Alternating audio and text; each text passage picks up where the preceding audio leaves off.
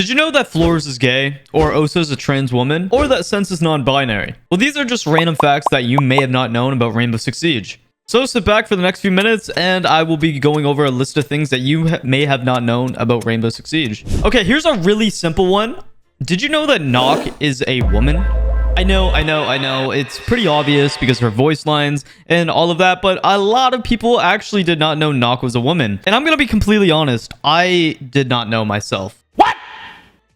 What the f?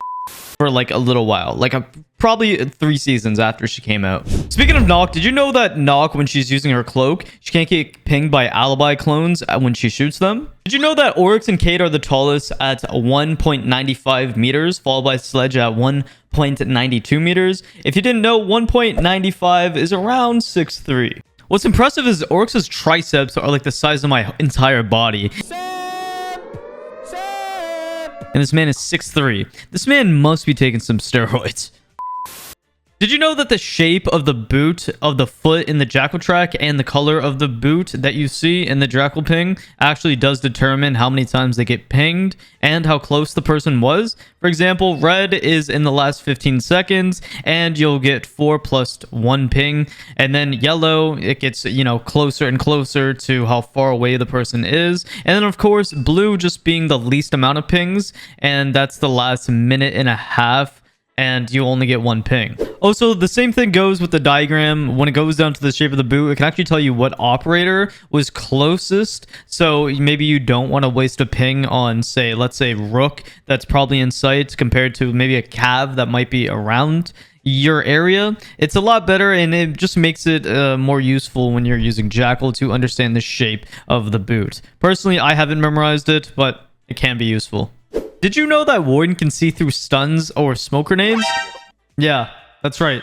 Warden's ability isn't just a 1.5 times scope. You serious? You guys can also reinforce. You guys also can help out the team. You guys also cannot bait while last alive. You guys can also not roam across the map. Be useful.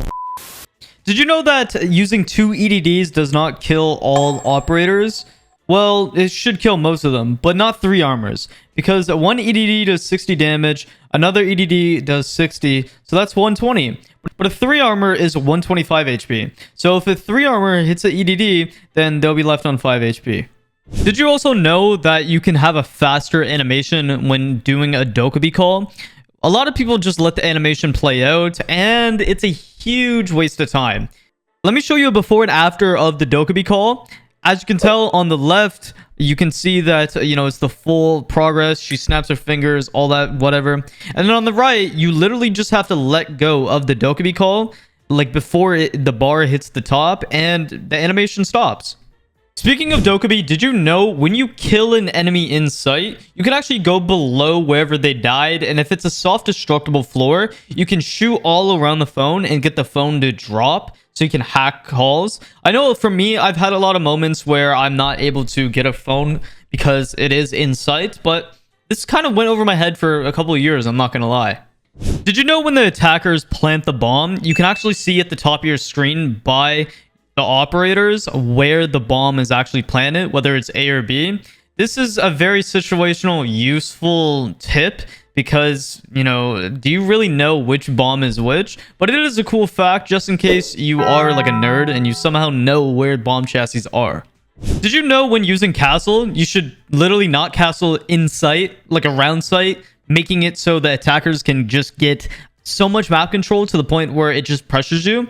And yeah, castling off prominent rotation parts of the map is not good, especially because roamers are literally going to have to get back in sight and rip down a castle barricade. So instead, when running castle, think about the exterior parts that's actually going to protect you. Like say on Chalet, Master Double Window, that's a fantastic castle. K9 Door, that's a fantastic castle. Piano Window, that's a fantastic castle. On Double Piano Door, not a good castle, because your teammates cannot rotate then. If you're playing a shield operator, if you vault through a window with a shield, it'll stay in front of your face. But if you vault on top of an object, your shield will turn 90 degrees like you're ADSing. So when running shields, try not to jump on top of stuff in front of enemies.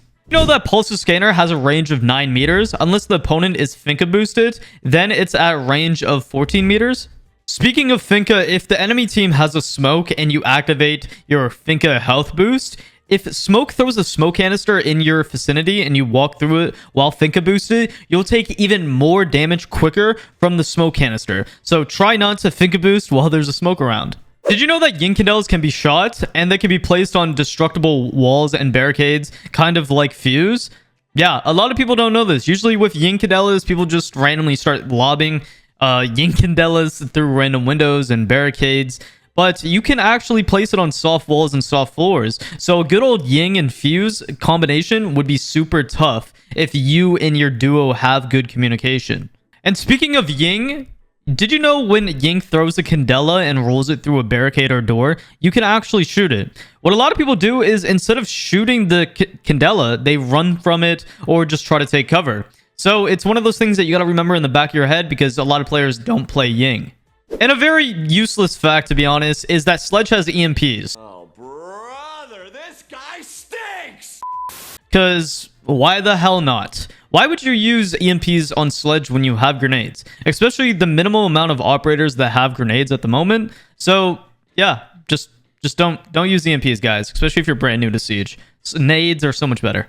Oh, and by the way, when Dokkaebi kills one of your teammates, there will be like a little phone that will drop. Usually the phone that they get on cams for. It'll light up like a big old rectangle. It'll flash and all that. You can actually shoot it so Dokkaebi can't hack cams. For some reason, people just don't do this. A fun fact is that Chachanka still uses his old face model on his Lord Warrior and refraction headgears. A Twitter user by Chachanker, I don't know how to say your name, I'm so sorry, commented this and showed it before and after. It was actually a really cool fact, and I don't know why Ubisoft hasn't changed this. Now, for you English nerd emoji, English police and how you enunciate things, did you know that Cade's name isn't pronounced Cade? It's pronounced Kaid. Knock isn't pronounced Knock, it's Nook. I don't know why people actually care about this. I saw it under the same thread. That is the main reason why I'm doing this video, because I've got some really interesting replies. But yeah. And talking about those replies, here's some good old Siege lore. Did you know that Hibana and Pulse are dating?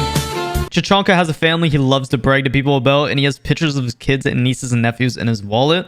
Some people don't know that Knock is a Danish royalty.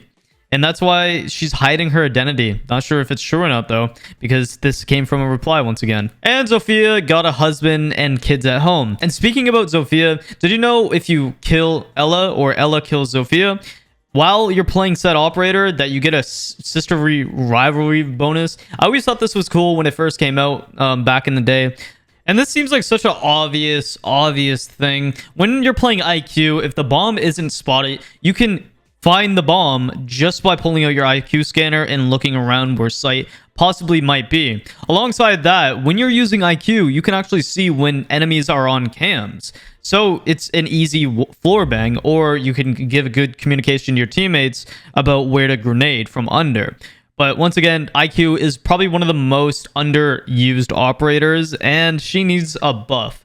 Personally, I think she needs nades and maybe put her, little IQ scanner on her primary, kind of like Modern Warfare 2 back in the day with the heartbeat scanner. But that's just my personal opinion. You might think I'm trolling. It's all good.